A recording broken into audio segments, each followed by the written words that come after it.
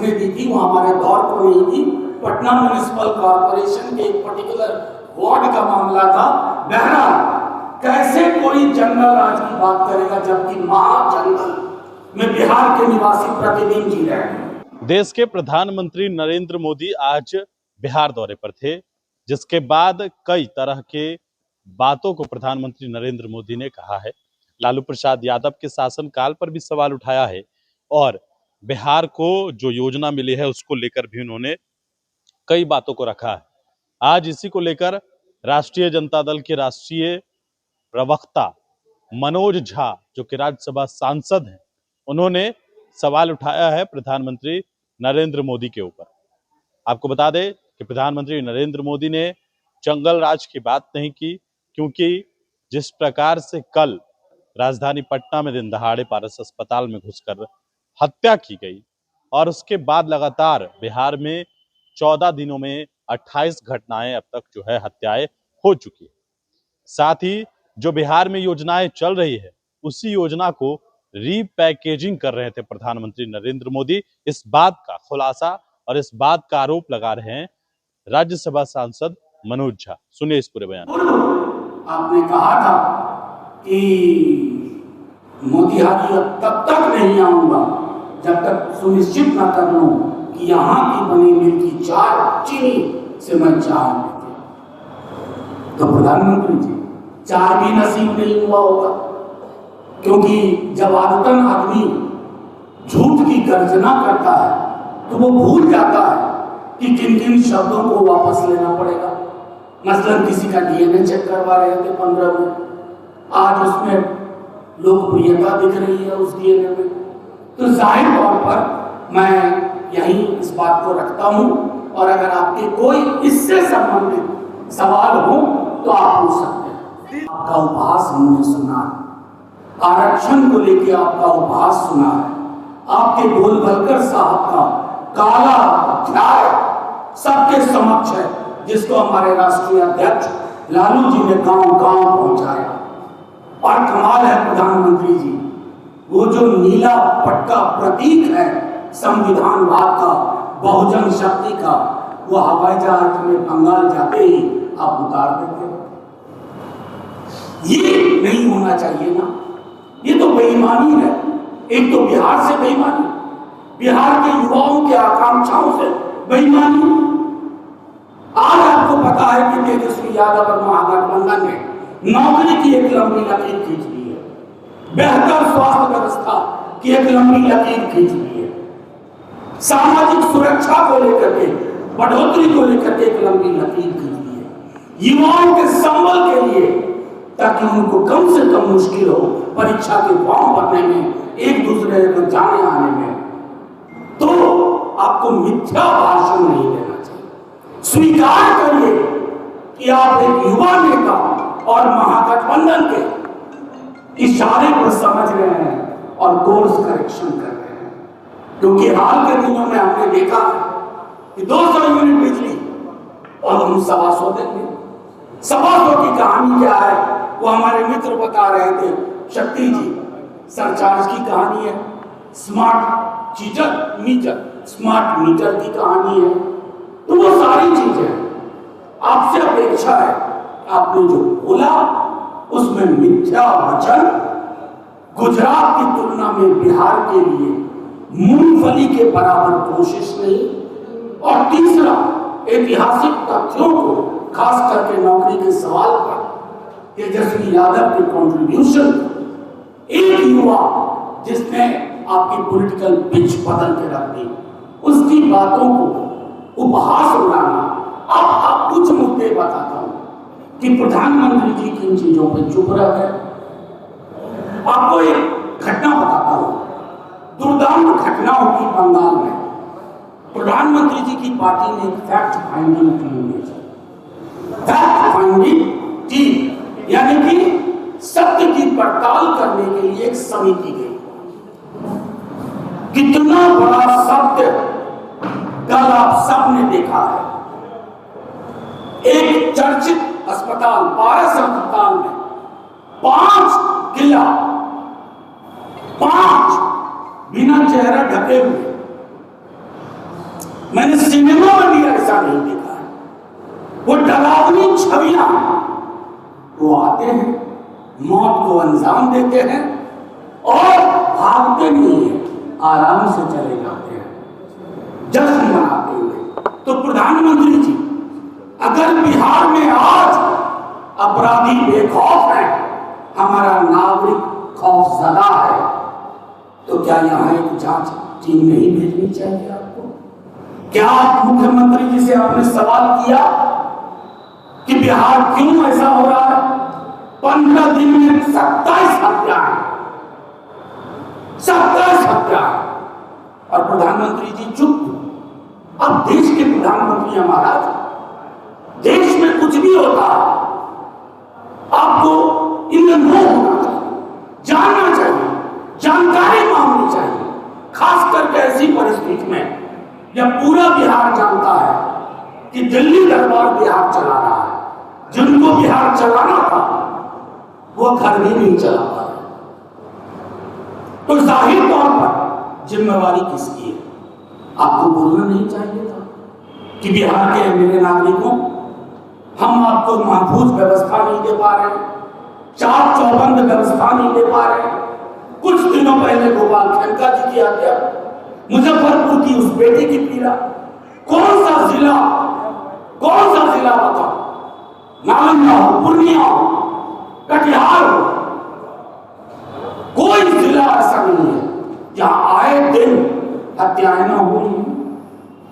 तो प्रधानमंत्री जी, आप बिहार आए और आप इन हत्याओं पे चुप रहे, तो क्यों नहीं माना जाए प्रधानमंत्री जी, एक फैक्ट फाइंडिंग टीम भेज करके आप चाहते तो अपने लोगों की भूमिकाएं, अपने दल के नुमाइंदों की भूमिकाएं की भी पड़ताल कर सकते। प्रधानमंत्री देश का किसी राज्य में जाए तो उसकी गिनती भी ली जाए, तो मैं समझता हूँ मणिपुर तो बेचारा महरूम रह गया, अभी तक प्रधानमंत्री जी के चरण कदम वहाँ पड़े ही नहीं। बहरहाल प्रधानमंत्री जी आज भावविहीन थे, दर्शन विहीन थे, और प्रधानमंत्री जी झूठ की पोटली, वैसी पोटली पकड़ाने का प्रयास कर रहे थे जो पोटली भी खाली थी। पोटली में कुछ नहीं था, सिर्फ रद्दी कागज के टुकड़े थे, आकार पोटली का था, भ्रम पैदा करने की कोशिश। तो एक पर एक मैं 2-4 बातें आपके समक्ष रखूंगा कि प्रधानमंत्री जी ने क्या कहा, बिहार में कैसे सुना, और प्रधानमंत्री जी कहां चुप रह गए। उनका बोलना और उनकी चुप्पी हमारे इस प्रेस कॉन्फ्रेंस का एक महत्वपूर्ण अवयव है। प्रधानमंत्री जी के आज के दौरे को लेकर के खुद उन्होंने कहा कि 7200 करोड़ की सौगात। आप बताइए पत्रकार मित्रों, लोकतंत्र में सौगात कोई चीज नहीं होती है, ये राजतंत्र का शब्द है।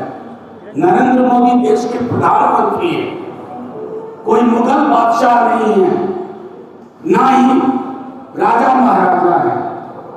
एक एक पैसा, चाहे 100 करोड़ हो, 500 करोड़ हो, 5000 करोड़ हो, 50,000 करोड़, वो स्टेट एक्सचेकर का पैसा है। उसमें हमारा, आपका, गरीब, किसान, मजदूर, प्रोफेशनल्स, प्रोफेसर, डॉक्टर, वकील, सबकी पाई है। उस पाई और उस खजाने के महाराज नहीं है जिनका नाम नरेंद्र मोदी है। तो अब ये शब्दावली बंद करें, और आग्रह होगा कि बिहार को चलती हुई योजनाओं को रैपर मत बदलिए। जो योजनाएं ऑलरेडी हैं उसका रैपर बदल रहे हो साहब। जो बजट में घोषणाएं हो गई उसको रैपर बदल रहे हो, और बिहार को इस तरह के बेईमान इरादों की जरूरत नहीं। मैं एक आग्रह आपके माध्यम से करूंगा, हमारे दल का किसी राज्य से कोई विरोध नहीं है, लेकिन प्रधानमंत्री जी निवेश का जो स्तर, औद्योगिक क्षेत्र की जो प्रबलता, पूंजी का निवेश और इन्वेस्टर्स मीट का जो आयाम गुजरात के लिए है वो बिहार के लिए करना है। आप आते हैं और बिहार को उलझाते हैं, पूंजी गुजरात में और मजदूर श्रमिक बिहार से जाए, उसके लिए आप बी ग्रेड ट्रेन देते हो, कहते हो बिहार वासियों तुम्हारी हैसियत यही है, तुम मजदूर बन के हमारे गुजरात आओ। ये परंपरा बदलनी होगी।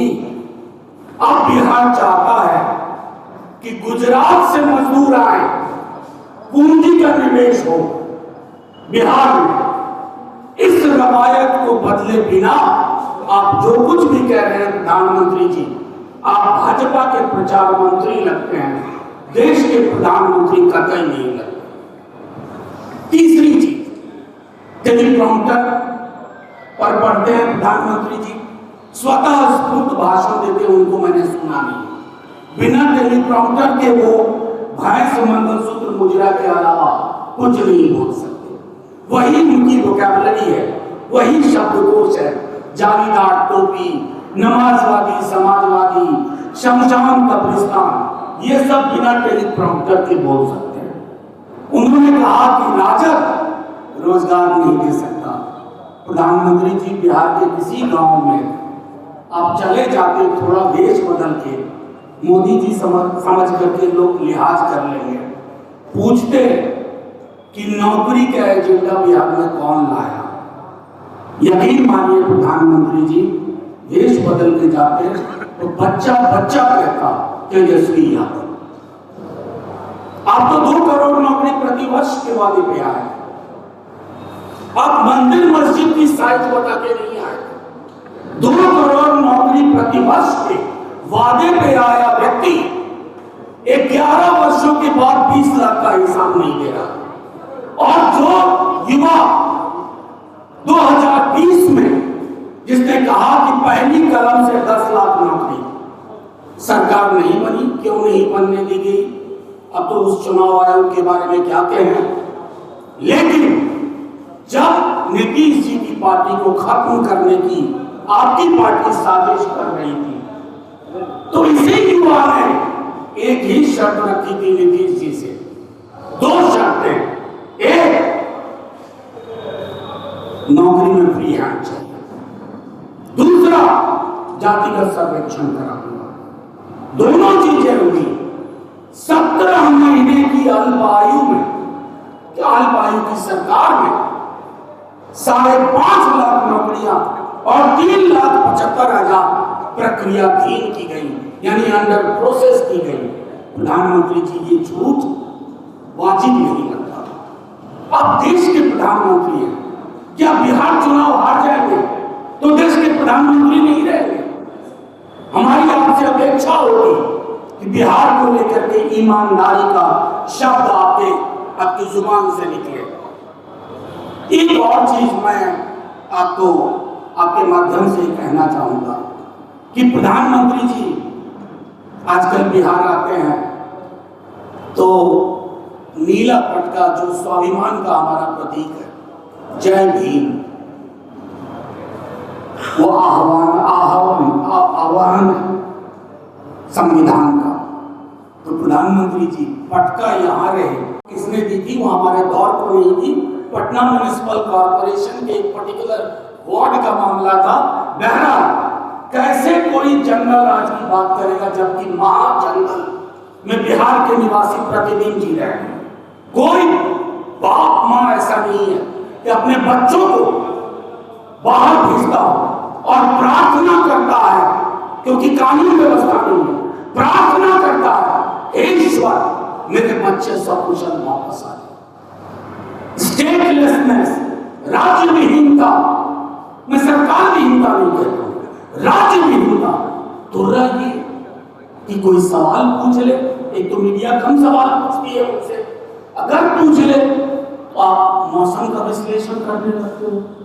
तो अब तो यहाँ पोस्टर लग जाएंगे, नोबडी किल्ड गोपाल खेमका, गोपाल खेमका की हत्या मौसम ने की, ये उनके परिवार को जाके बताइए। कि अस्पताल में हत्या मौसम ने की है। जो बिटिया हमारी मुजफ्फरपुर की जान तो दम तोड़ दिया उसने मौसम ने किया है। तो जब वो जो कहते हैं ना कि जब राजा की संचेतना वाजिब ना हो तो सिपह सलार खुद राजा बन जाते हैं, और जब राजा का इशारा दिल्ली दरबार से आए तो ये परिस्थितियां होती है। और वैसे मैं आखिरी कहूं, किस मुंह से मुख्य प्रधानमंत्री जी जंगल राज की बात करते हैं? मणिपुर जिंदा चलता हुआ जंगल राज का उदाहरण है। कोई एक स्टेट नहीं है जहां बीजेपी का शासन हो और चीजें महफूज हो। डीजीपी ने कहा कि